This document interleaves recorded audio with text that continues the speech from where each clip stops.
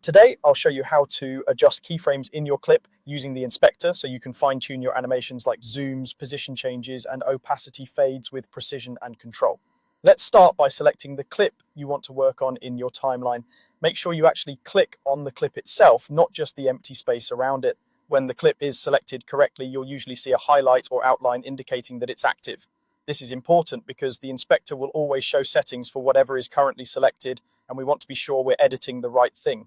With your clip selected, open the inspector. You'll typically find the inspector on the right side of the interface, or you can open it from the main menu or with a shortcut depending on your editing software.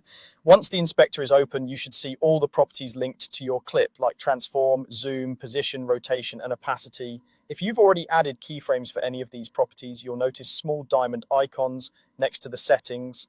These diamonds indicate that a keyframe exists at the current playhead position. For example, if you set a zoom level at the start of the clip and a different zoom level later in the clip, you'll see diamonds next to zoom where those keyframes are placed. The same idea applies to position, opacity, and other animated properties. These diamonds are a quick visual cue that your clip has animation applied. If you don't see any diamonds, that usually means there are no keyframes yet, or your playhead is not parked on a frame that has one. Make sure the playhead is roughly in the area where you expect your animation to be, then look again for those icons. Next, you'll want to open the keyframe timeline at the bottom of the inspector.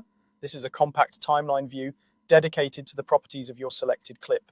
When you expand it, you'll see a mini timeline showing keyframe markers that correspond to the diamonds you saw in the controls above. If it's collapsed, look for a small arrow or button labeled something like keyframes or animation in the inspector and click it to reveal the mini timeline.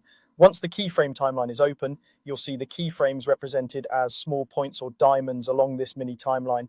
Each one marks a change in a property at a specific time in your clip. This view makes it much easier to adjust timing without having to change the values themselves.